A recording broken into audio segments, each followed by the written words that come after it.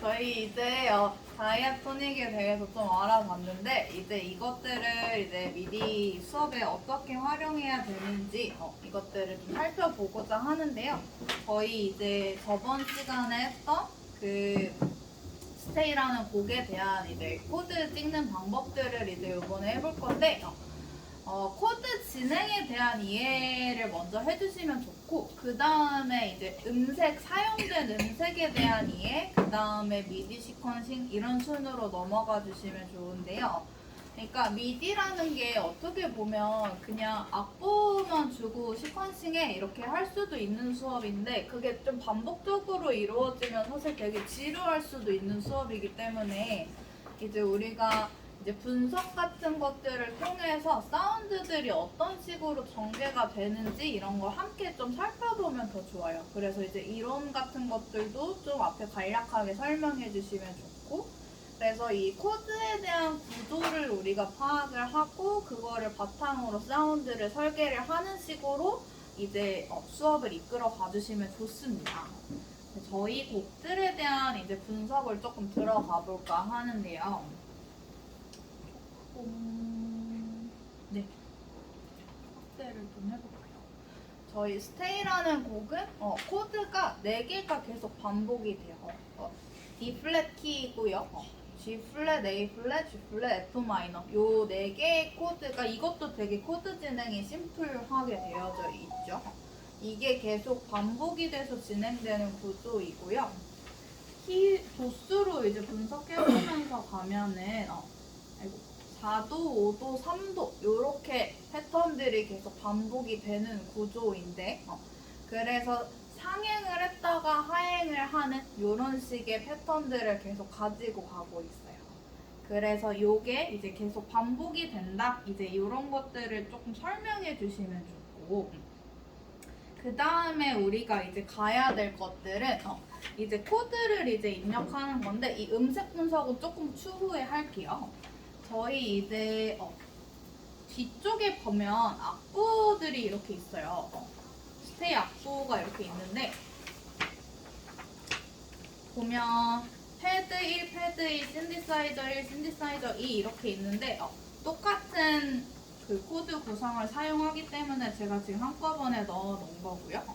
저희 이제 코드를 찍는 방법에 대해서 설명을 할 때는 정석적인 방법이 하나가 있고 하나는 이제 우리 코드패드를 활용하는 방법이 하나 있었는데 제가 지금 로직을 쓰시는 분들도 계셨기 때문에 두 가지 방법을 좀 소개를 해볼게요. 일단 정석적인 방법은 사실 로직이나 큐베이스는 사실 비슷한데요. 저는 패드2 이 트랙에 한번 시퀀싱을 해볼게요. 우리 이제 만드는 방법은 동일한데요. 도구 모음에서 연필 모양 클릭해 주신 후에 이벤트를 하나 만들어 주시고 이걸 이제 더블 클릭하게 되면 이렇게 피아노 롤 화면이 생성되게 되는데요. 지금 악보상에 패드 2가 나오는 구간이 프리코러스 25마디 부분부터 나오고 있어요. 그래서 이렇게 25마디에 이제 커서를 갖다 주고 일단 피아노 악기이기 때문에 이제 이 음역대는 C3 옥타브 요 안에서 봐주시면 좋겠죠. 그리고 지금 G 플랫 메이저 키를 찍어 볼 건데 음색을 들어보면 이게 패드 사운드 소리예요. 들어보면 뭔가 선명한 느낌이라기보단 좀 퍼지는 사운드들이 좀 있고 그리고 소리가 바로 나오기보다는 왕 하면서 나오는 시간이 좀 걸려요. 그쵸? 이런 식으로 이러한 음색들은 보통 백그라운드에 배치되는 경우들이 되게 많거든요. 그래서 이런 사운드가 지금 쓰여진 거고 찍어주는 방법은 로직 찍는 거랑 똑같아요. 저희 지금 이 25마디 한 마디를 찍어 볼 건데 음을 똑같이 이렇게 길게 느리면서 시퀀싱을 해주는 방법이 있겠죠. 이런 식으로.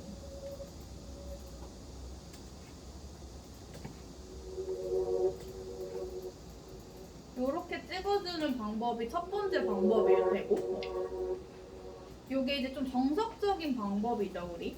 그래서 이제 시퀀싱을 해줄 때는 우리가 벨로시티 같은 것들, 벨로시티가 뭐였을까요, 여러분? 아시는 분? 벨로시티. 음의 뭐야?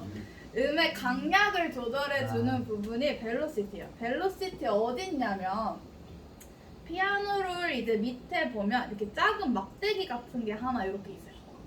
막대기 같은 하단에 보면은 그 옆에 벨로시티라고 되어져 있는데 요거는 이제 음의 강약을 조절해주는 노브고, 이 벨로시티가 약해질수록 이 노트의 색깔이 파란색으로 바뀌어지게 돼요. 그리고 세질수록 빨간색, 중간일 때는 보라색, 이런 식으로 바뀌어지게 됩니다. 그래서 사운드들을 들어보면서 강약을 조절해주면서 우리가 시퀀싱을 해주면 좋을 거예요. 요런 정석적으로 찍는 방법이 하나 있었고요. 그 다음에 우리 사용할 거는 코드 패드를 활용하는 기능인데, 이제 코드 패드라고 하는 거는 우리가 코드를 입력하면 그대로 연주가 되어지는 것들을 이제 코드 패드라고 해요. 만드는 방법은 똑같이 이벤트를 하나 만들어 주신 다음에 더블 클릭을 해보면 피아노를 하단에 보면 샘플러 컨트롤 옆에 코드 패드스라고 하는 게 있어요. 코드 패드스. 얘를 이렇게 눌러보면 이런 화면이 뜨게 되는데요. 여기 보면 이게 이제 코드를 입력할 수 있는 창이에요. 이거는 이제 앞 페이지에 이제 기재가 되어져 있는데요. 프린트물로. 자, 네모 하나가 이제 코드를 담고 있고, 이걸 누르면 코드가 연주되는 방식인데요. 이런 식으로.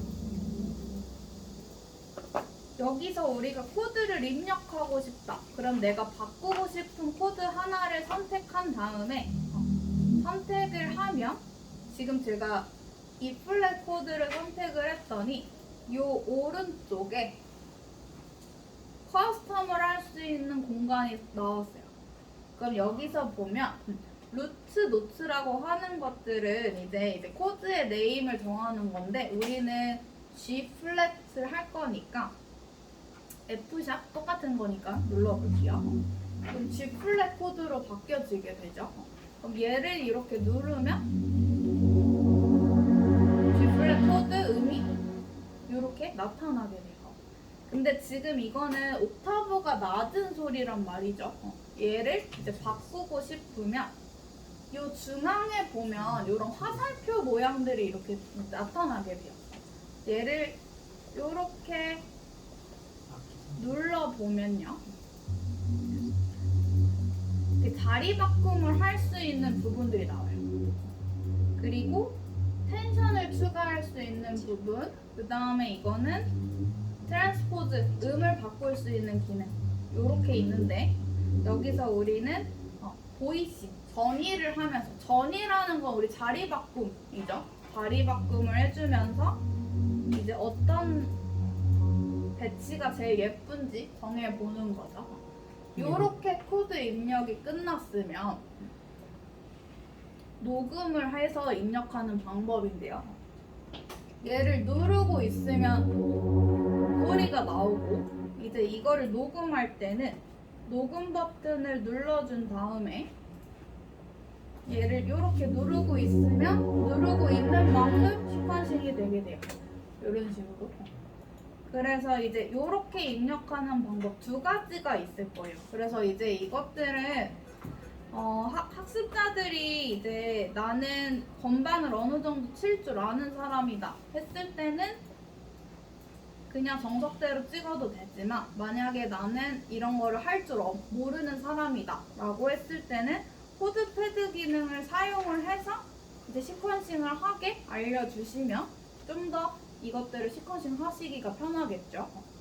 그래서 보면 지금 악보상에 패드 1, 2, 신디사이저 1, 2 이렇게 있는데 지금 25마디부터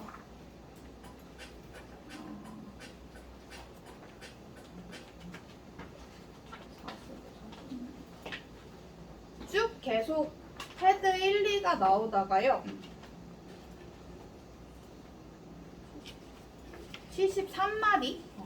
73마디부터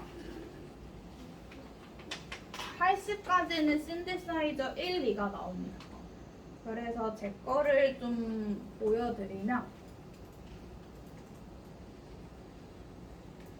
지금 나머지 부분들 이렇게 4개만 받으시면 되는데 지금 나머지 부분들은 다 패드가 나오고 73마디 이 라인만 이제 신디사이저 1, 2가 나오게 돼요. 그래서 우리는 패드 1을 쭉 찍은 다음에 밑에 복붙하면 될 거고 신디사이저도 하나 만든 다음에 밑에 복붙하면 될 거예요. 일단 패드 1, 2의 음색을 좀 들어보면 요런 사운드예요.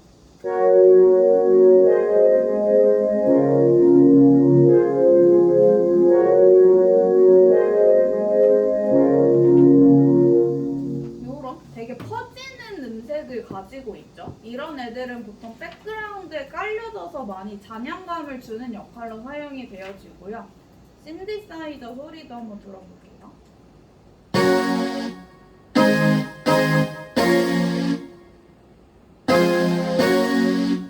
패드보다는 좀 더 존재감이 강하죠. 음색의 사운드들이. 그래서 이런 신디사이저 소리들, 이렇게 특히 존재감이 강한 소리들을 우리는 뭐라고 하냐면 어택감이 강한 사운드라고 해요. 때리는 힘이 좋다. 그래서 지금 패드 계열은 되게 퍼지는 음색, 신디사이저는 약간 어택감이 있는 사운드예요. 그래서 지금 한번 악보 보시면서 시퀀싱 실습을 한번 해볼게요. 저희 일단 첫 번째 악보들만 먼저 실습을 한번 해보도록 하겠습니다. 완투가 똑같은 거래요. 맞아요. 패드 완투. 맞아요. 그래서 사실은 패드 1, 신디사이저 1 이렇게만 찍어주신 다음에 복붙하면 되는 거예요. 밑에 소리. 그래서 우리 소리는 저번 주에 나눠드렸던 프린트물에 세팅 값들이 다 있었어요. 그래서 그거 보시고